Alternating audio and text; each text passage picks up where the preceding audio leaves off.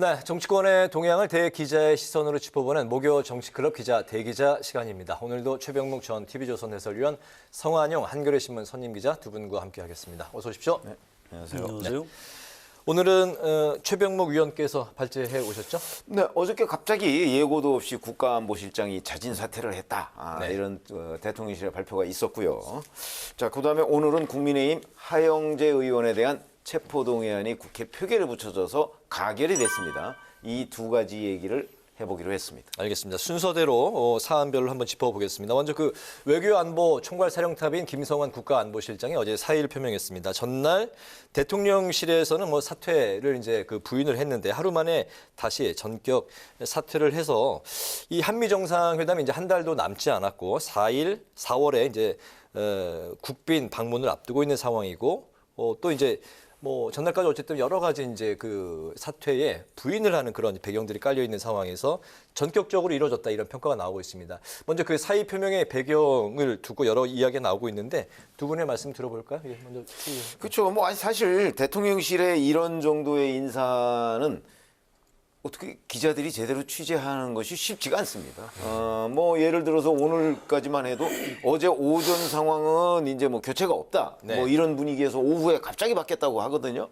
그렇게 되면 도대체 무슨 일 때문에 이런 것이냐. 그래서 지금 말씀하신 대로 대부분의 언론 매체들은 이제 미국 측이 제안한 우리 가수죠. 블랙핑크하고 레이디 가가의 어떤 문화 행사. 네. 이건 원래 이제 질 바이든 여사가 제안을 한 건데 그 부분에 관해서 한 6번, 7번 정도 미국 측이 이게 어떻게 돌아가느냐 그런 얘기를 했는데 그게 국가안보실에 올라가서 이게 그냥 계속 그냥 현안으로 있었고 그다음에 윤석열 대통령한테 보고도 안 됐고 네. 그래서 윤석열 대통령이 다른 루트를 통해서 이 보고를 받고 이게 어찌된 일이냐 여기서부터 시작됐다 이런 것들이 이제 가장 가까운 원인으로 문제가 되고요. 그 다음에는 이제 그동안의 한일 정상회담이나 이런 거 관련해서 누적된 네. 여러 가지의 작은 실수들 그다음에 심지어는 이제 김성한 국가안보실장과 김태효 제1차장 간에 알력설까지 있는데 네. 어느 것 하나 뚜렷하게 확인되는 건 없습니다. 네. 그게 이제 대통령실 인사들의 특징이죠. 그래서 아마 저는 이런저런 것들이 누적된 결과로 결국 경질에 가까운 사퇴 형식을 빌리지 않았나 이렇게 생각합니다. 네. 알력설도 말씀을 하셨고 또 이제 레이디 가가 이제 블랙핑크의 이제 문화 공연에 대한 이제 대통령에 대한 이제 보고 누락 여러 가지 그리고 이제 한미 또 한일 회담에 대한 여러 가지 이제 좀 미비한 점들이 이제 쌓여서 경질 성격을 띈 자진 사퇴로 본다 이렇게 말씀하셨는데요. 성 의원님은 어떻게 보십니까? 예, 윤석열 대통령이 좀 화가 난 것 같아요, 느낌이. 네. 이렇게 분위기가 전달되지 않습니까? 대통령실 출입 기자들이 이제 취재를 해도 정확히 아는 사람이 없어요. 그냥 이렇게 이런 거 같다 정도 설명을 하는 거죠. 또 대변인한테 물어봐도 아니 후임자가 훌륭한 사람이다. 아니 그게 아니고 전임자가 왜 바뀌었느냐. 후임자가 훌륭하다. 딴 얘기 쪽으로 돌리나요? 네, 자꾸 이제 딴 얘기를 하고 있어요. 뭔가 지금 다 공개하기 어려운 네. 내부 사정이 좀 있는 것 같습니다. 다만 이 외교가에서 이 안보실장하고 1차장, 김태효 1차장하고 좀 그동안 마찰이 잦았다. 이런 얘기는 지난 1년 동안 계속 있었습니다. 네. 김태효 1차장은 이제 미국하고 일본하고 좀 확실하게 속도감 있게 개선을 해야 한다. 이런 노선이고요. 김성환 실장은 이제 박진 외교부 장관, 외교부 쪽, 외교부 장관 이쪽 라인은 외교라는 게 이렇게 너무 서둘러는 안 된다. 좀 신중하게 가자. 이제 이런 태도였다고 합니다. 네. 그래서 약간 이제 알력 같은 것도 좀 있고 했던 참에 이제 미국하고 이제 일정 조정하면서 이제 사달이 난 것 같고요. 어제 낮에 윤석열 대통령하고 오찬 점심 식사를 같이 했다고 하죠. 그래서 이렇게 되면 이게 그냥 유임시키는 것 아니냐 해서 이제 그렇게 알았는데 갑자기 또 경질 쪽으로 발표를 하고 그래서 네. 좀 상당히 좀 혼란스러운 그런 모양이 있어요. 근데 이게 대통령실 안보실장이면 굉장히 중요한 자리입니다. 네. 사실은 왜 바뀌었는지 또 새로 발탁한 안보실장한테는 어떤 역할을 기대하는지에 대해서 사실은 대통령이 직접 설명을 할 필요가 있는 정도로 중요한 자리예요. 네. 그런데 지금 홍보수석하고 대변인도 잘 설명을 못 하고 있습니다. 이제 미국 국빈 방문 이후까지도 약간 좀 좋지 않은 영향을 미칠 것 같아서 좀 안타까움이 있습니다. 대통령하고 뭐 그 초등학교 동창이라 50년 지기 친구고 그래서 이제 읍참마속이냐 뭐 알력 다툼이냐 뭐 이런 그런데 또 그거는요. 대통령이 뭐 초등학교 동창이라고 해서 안보실장을 시켰겠습니까? 그런 건 아닙니다. 김성환 실장도 굉장히 경력 근데 막역지우였던 건 맞는 거 아닙니까? 그건 맞죠. 네. 그렇지만 안보실장을 할 만큼 충분히 이제 능력과 경륜이 네. 되는 사람이었습니다. 그런데 외교 안보는 사실 대통령의 가장 중요한 업무거든요. 어떻게 보면 경제는 좀 민간 영역이 있으니까 융통성이 있는데 외교 안보는 대통령이 잘못하면 그대로 우리 국익에 피해를 끼칠 수가 있습니다. 네. 그래서 어떻게 보면 비서실장보다 더 중요한 핵심 참모고 그래서 이제 신임하는 사람, 또 능력이 있는 사람을 썼는데 어쨌든 안보실장하고 제1차장 김태호 실장하고의 어떤 노선 차이가 있었는데 결과적으로 보면 윤석열 대통령은 김태호 1차장 쪽 노선에 손을 들어준 것 같아요. 그래서 지금 속도전이요? 그렇습니다. 네. 그래서 외교부 쪽의 분위기는 좀 별로 좀 좋지 않은 것 같습니다. 두 분 다 뭐 공통점 제가 보건대는 사실은 처음부터 라인업이 그렇게 매끄럽지는 못했다고 봐요. 그게 왜 그러냐면 사실은 외교는 외교에 학자 출신이 있을 수 있고 외교안보에 네. 그다음에 현장 실무형 외교관 출신들이 있거든요. 네. 그러면은 이런 게 조화를 이루어야 돼요. 그런데 국가안보실장도 그렇고 안보실 차장도 전부 학자 출신들이에요. 네. 그렇죠. 그리고 그 밑에 비서관들만 직업외교관 출신이라고요. 이런 것들이 그렇게 바람직한 라인업은 아니었다고 보고요. 그러니까 실장이든 뭐 차장이든 간에 둘 중에 한 사람을 현장 외교관 출신을 시키면 네. 조금 더 조화롭게 매끄럽게 이 외교안보 사안이 이루어지지 않겠는가 하는 생각이 들고 네. 그다음에 또 이게 국가안보실이잖아요. 여기에는 외교 안보를 다 사실은 핸들링 해야 된단 말이죠. 네. 그러니까 꼭 외교 라인만 갖다 놓는 것도 문제가 있어요. 그렇기 때문에 그런 조화가 처음부터 저는 조금 부족했다 하는 말씀을 드리고 싶습니다. 이게 그 지휘 체계가 이게 뚜렷하지 않은 그런 상황도 좀 그 문제점으로 지적이 되던데요. 아니요, 지휘 체계는 분명하죠. 분명하죠. 안보실장이 더 상급자입니다. 근데 왜 이런 알력설이고 오히려 그건 꼭 대통령실 밀려 튕겨 나갔다 이런 평가가 나오고 있나요? 그 이제 대통령실뿐만 아니고요. 네. 어떤 조직에서든 뭐 우리가 일반 회사에서도 뭐 그 부사장보다 그 상무가 더 실세래더라. 원호하고 더 가깝대더라. 이제 이런 직급보다 이제 실세. 뭐 네. 역할 더 중요한 역할을 한다 이제 이런 의미겠죠. 알겠습니다. 그래서 뭐 모양은 좀 좋지 않게 됐는데 네. 그렇다고 해서 뭐 김성환 실장이 그동안 뭐 허수아비였느냐 그렇지는 않습니다. 굉장히 중요한 조언들을 많이 했었는데 이번에 좀 아쉽게 물러나게 됐다 이렇게 보는 사람이 많은 것 같습니다. 또 이번 정부 들어서 인사들 이제 교체가 있을 때마다 명확하게 그 교체 사유를 밝혀주는 사례가 별로 없다. 뭐 이런 지적도 이번에 같이 나오더라고요. 글쎄 저는 뭐 그 지적 자체가 잘못됐다고 생각하는 이유 중에 하나가 사실은 이번 정부만 그런 게 아니고요. 역대 정부의 어느 누구도 청와대, 대통령실 이런 데에서 인사교체가 있을 때 설명을 제대로 안 했고 네.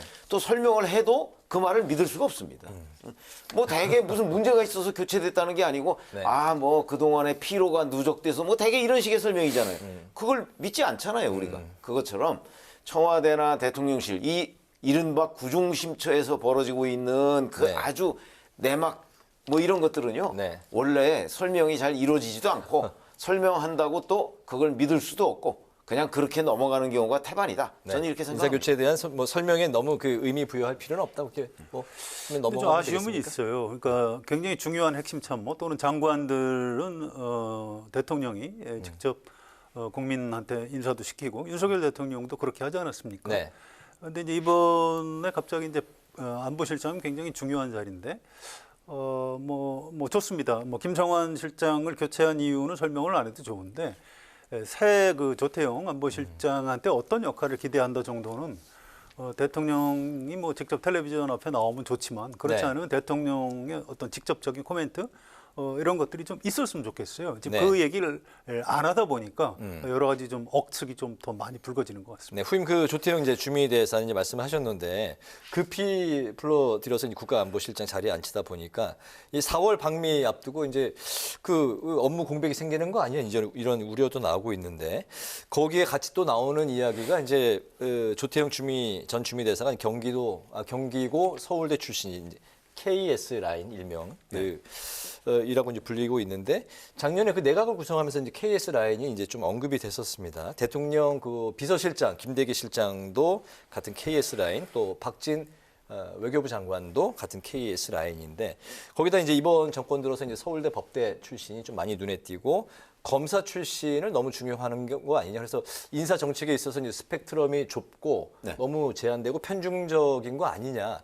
이 지적에 대해서는 어떻게 좀 볼까요? 대통령이 서울법대 나오셨고요. 네.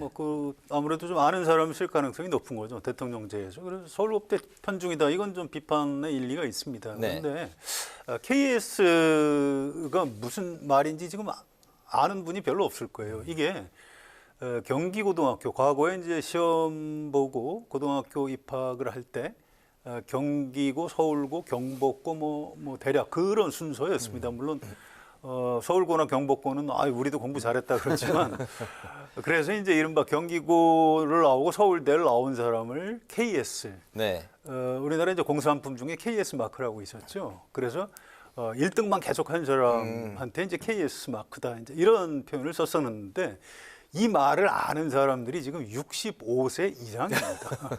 58년생부터 65세 이상이죠. 그러니까 58년생부터는 이른바 그 고교 평준화, 뺑뺑이 세대라고 하죠. 그 박정희 대통령 아들 박지만 씨가 이제 그렇게 해서 중앙고등학교를 그 추첨으로 들어가게 됩니다. 그래서 이미 그 65세 이하는 그 아무 의미가 없는 얘기예요. 그래서 지금 공무원들도 사실은 그런 얘기 잘 하지 않고요. 네. KS 라인은 뭐 그렇다고 치고요. 예, 조태용 실장을 뭐 KS 라인이라서 문제가 있다 이렇게 지적을 하는 사람은 없습니다. 네. 뭐 그건 별로 걱정 안 하셔도 될 것 같고 이분이 아무튼 그 노무현 정부 때도 청와대 근무를 했고요.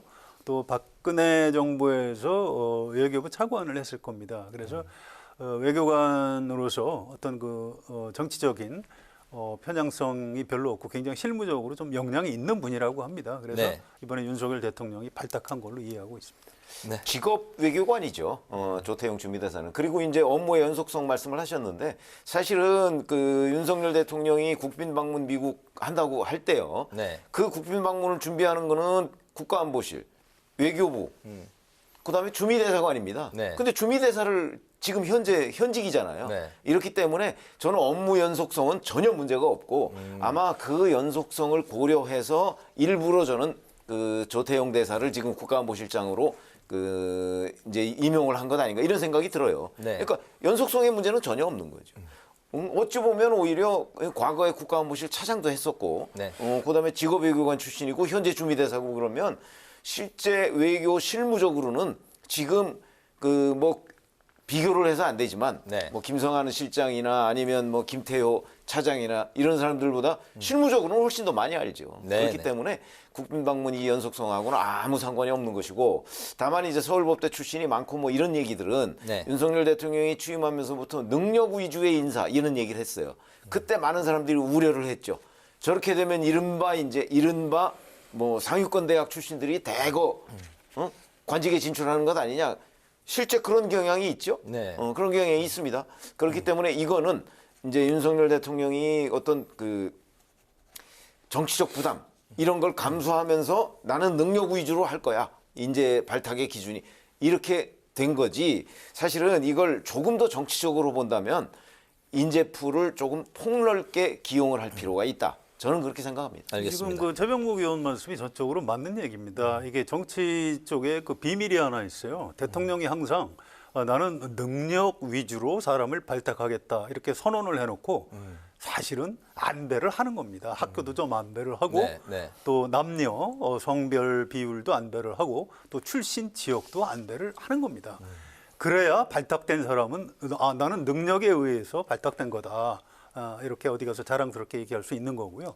근데 이번 윤석열 정부에서는 윤석열 대통령이 그런 기술이 약간 떨어지는 것 같아요. 그래서 말 그대로 진짜 능력 위주로 네. 본인이 보기에 능력 위주로 이렇게 발탁을 하시다 보니까 이제 서울법대 출신들이 좀 너무 많이 지금 진입하고 있는 그런 문제가 좀 있긴 합니다. 알겠습니다. 다음 이슈로 넘어가 보겠습니다. 오늘 국회에서는 불법 정치자금 수수 혐의를 받고 있는 국민의힘 하영재 의원의 체포 동의안에 대한 표결이 있었는데 오늘 국회 본회의에서 이제 통과가 됐습니다. 찬성 160표, 반대 99표, 기권 22표로 이제 가결이 됐습니다.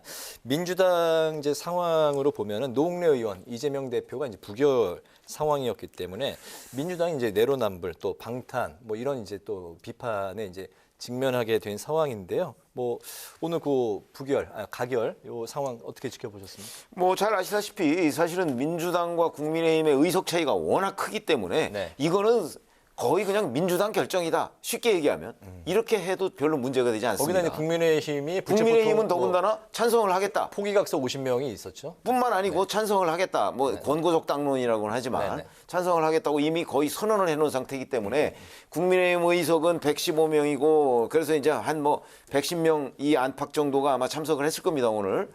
그랬을 경우에 뭐 대부분 다 찬성을 했다고 보더라도 네. 160명이 찬성을 했잖아요. 그러면 적어도 50명 정도가 이제 뭐 정의당이나 민주당에서 넘어왔다. 무소속이라. 네. 이렇게 우리가 평가를 하고 그러면 이제 정의당은 이제 찬성했다고 보면 40에서 45 정도 이 정도의 숫자가 이제 민주당에서 찬성표를 던진 것 아니냐 이렇게 볼 수가 있는 거죠.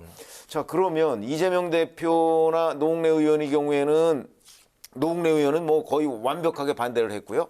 이재명 대표는 대략 그때 뭐 한 25에서 30표 정도가 이제 이탈했다. 뭐 이렇게 얘기를 했었거든요. 네. 그때보다 이탈표가 많았다는 얘기가 되는 거죠. 물론 그거는 이재명 대표의 혐의와 하영재 의원의 혐의가 좀 다르긴 한데 객관적으로 보면 저는 이재명 대표의 혐의가 더 위중하다고 보거든요. 그런데도 이런 일이 있으니까 바로 이제 일반 국민의 시각에서는 내로남불. 왜냐하면 이재명 대표나 노웅래 의원의 혐의는 다 정치 탄압이고 그러면 국민의힘 하영재 의원은 뭐 국민의힘 소속이니까 그거는 비리다. 이렇게 얘기하는 거에 동의할 수 있는 국민들이 과연 얼마나 될까? 네. 이런 것 때문에 그 이래저래 민주당은 굉장한 정치적 부담이 될 것이다. 앞으로 아마 그런 것들이 뭐 지지율이나 이런 데에 결국 반영이 되지 않겠는가 이렇게 생각합니다. 네, 하영재 의원의 이제 체포 동의안이 노웅래 이재명 대표 이 두 분의 상황과 비슷한 상황이냐 아니면 뭐 어떻게 보십니까? 그래서 일반 국민 눈으로 보면 뭐 비슷한 사안이죠. 다만 이재명, 노웅래 두 분은 민주당 소속 의원이고요. 네. 하영재 의원은 국민의힘 소속이라는 결정적인 차이가 있고요. 또 이재명 대표는 민주당의 그것도 대표이기 때문에 네. 아무래도 이제 그런 좀 덕을 보는 거겠죠.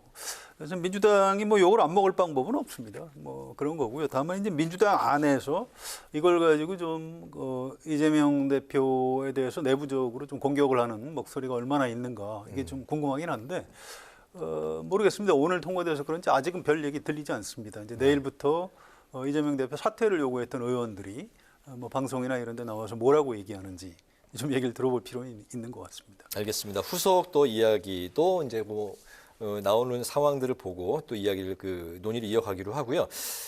다음 이슈가 이제 대장동입니다. 대장동 의혹과 관련한 이제 새로운 소식들이 지금 나오고 있는데요. CCTV 이재명 대표가 이제 성남시장 시절에 뇌물을 막으려고 설치를 했다 이렇게 이제 홍보를 하지 않았었습니까? 근데 CCTV가 사실 이게 뭐 녹화가 되지 않았다 아니면 뭐 비서실에 CCTV가 없고 시장실에만 있었다 여러 뭐 이야기가 좀 나오고 있는데 그 부분도 좀 두 분이 좀 정리해 주시면 좋을 것 같고요. 어쨌든 내일 이재명 대표와 유동규 전 본부장이 대장동 특혜 의혹 사건이 이제 불거진 이후에 법정에서 내일 처음으로 만나게 됩니다. 초미의 관심사일 텐데 앞으로 이제 대장동 의혹이 어떤 국면으로 또 치닫게 될지 요 전망까지 같이 좀 들어볼까요? 어느 분 먼저 말씀? 자 우선 CCTV 같은 경우는요. 사실 저도 이제 성남시장실을 제가 들어가 본 건 아니니까 그래서 이제 좀 취재를 해봤더니 들어가면서 성남시장 비서실이 있고요. 네. 그 비서실을 통과해서 또 하나의 문을 열어야 시장실이 있다는 거예요. 네.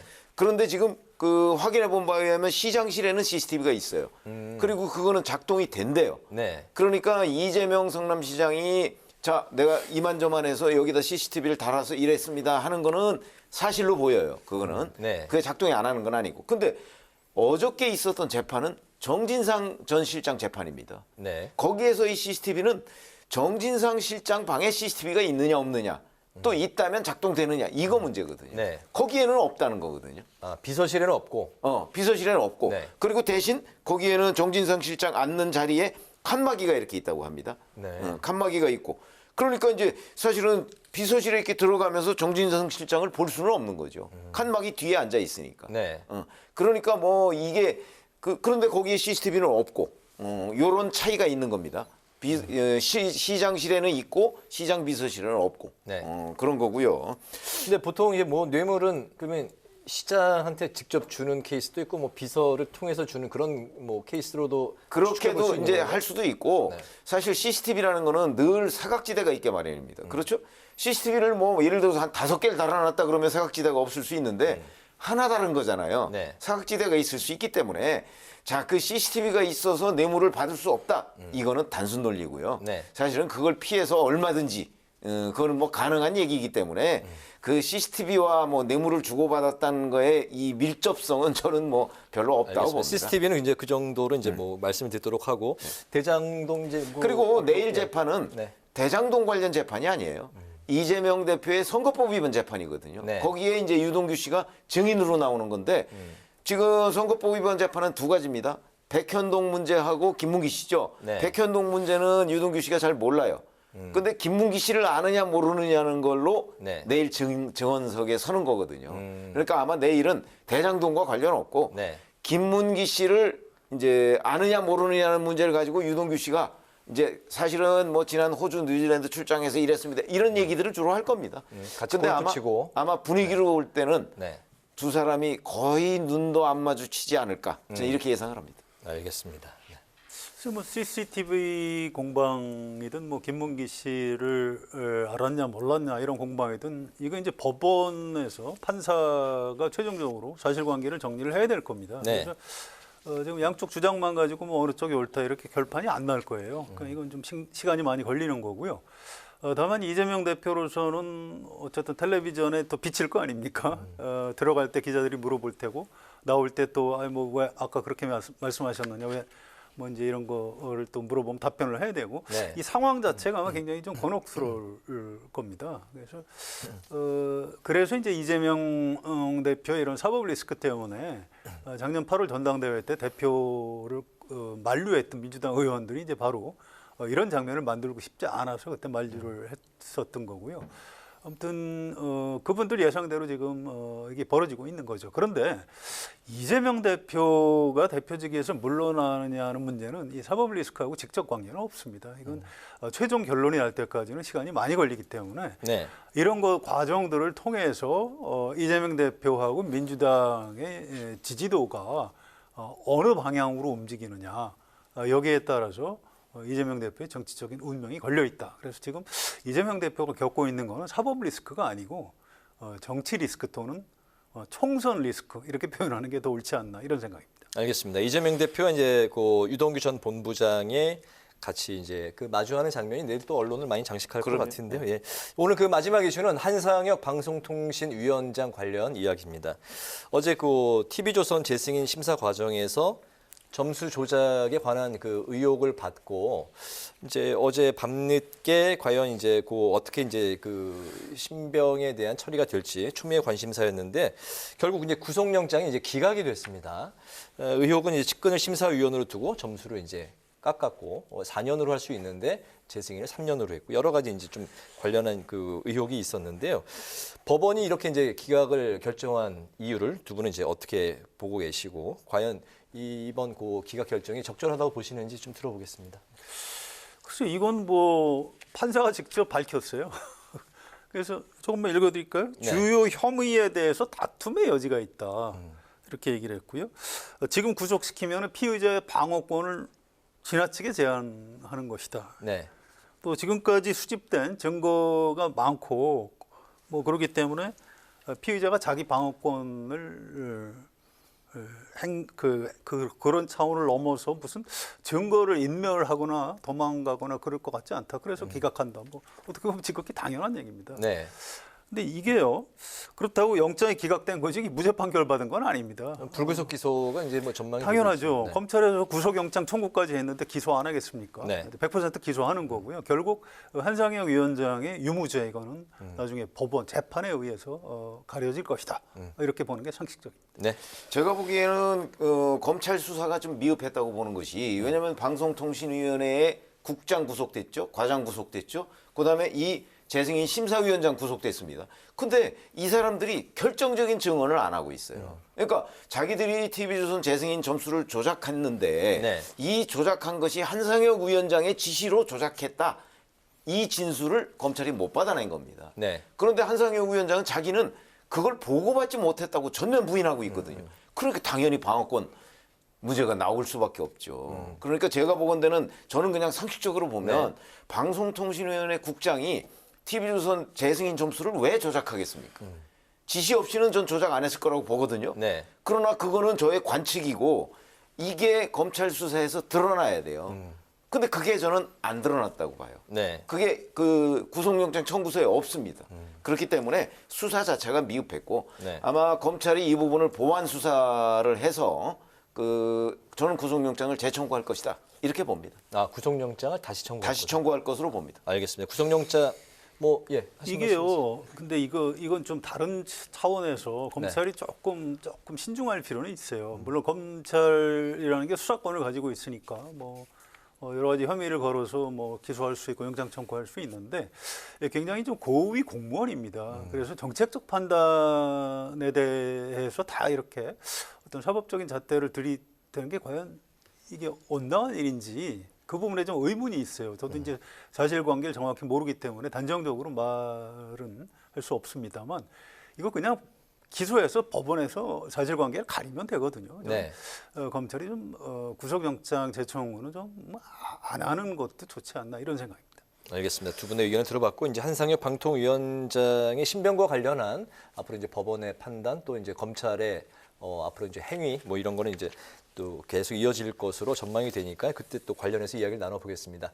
오늘 이제 관련한 이슈는 여기서 이제 마무리를 짓고 마지막으로 두 분의 한 줄 논평을 들어보겠습니다. 먼저 성환영 기자님부터 들어볼까요? 네. 예. 윤석열 대통령이 이제 평생 검사를 하고 검찰에서만 일을 했고요. 뭐 경제나 외교안보 분야에 아무래도 좀 미숙할 수밖에 없는데 특히 이 외교안보 분야에서 여러 가지 좀 난맥을 좀 많이 보였고요. 네. 급기야 최근에는 그 참모진을 약간 이상하게 이상한 방식으로 경질 하면서 좀 불필요한 비판을 많이 받는 것 같습니다. 좀 걱정입니다. 이거 뭐 여야 공방을 벌일 일은 아니고요. 또 곧 미국을 국빈 방문을 해서 여러 가지 성과를 내야 합니다. 네. 이제 우리 국익 차원에서 챙길 걸 이제 확실히 좀 챙길 필요가 있는 거죠. 그래서 오늘 제 한 줄 논평 외교안보는 연습이 없다라고 하겠습니다. 네. 자, 지금까지 이재명 대표 노웅래 의원 체포동의안 부결 얘기를 했었습니다. 그리고 오늘 하영재 의원의 체포동의안 가결 이렇게 얘기를 했는데 자, 범죄 혐의로 보면 뭐 다 위중합니다. 그렇죠? 자, 그런데 둘은 부결이 됐고 하나는 가결이 됐다. 근데 그게 결정적으로 거기에 기여한 거는 민주당이다. 네. 이런 점에서 제가 민주당의 두 얼굴, 이중잣대 이걸 한 줄 논평으로 하겠습니다. 네, 알겠습니다. 자, 이제 목요 정치컬러 기자 대기자 이제 마칠 시간이 됐습니다. 지금까지 최병묵 전 TV조선 해설위원, 성환영 한겨레신문 선임 기자와 함께 국가안보실장 교체를 둘러싼 논란, 그리고 국민의힘 하영재 의원의 체포동의안 가결 소식까지 오늘의 전국 현안을 두루두루 짚어봤습니다. 오늘 두 분 말씀 잘 들었습니다. 고맙습니다.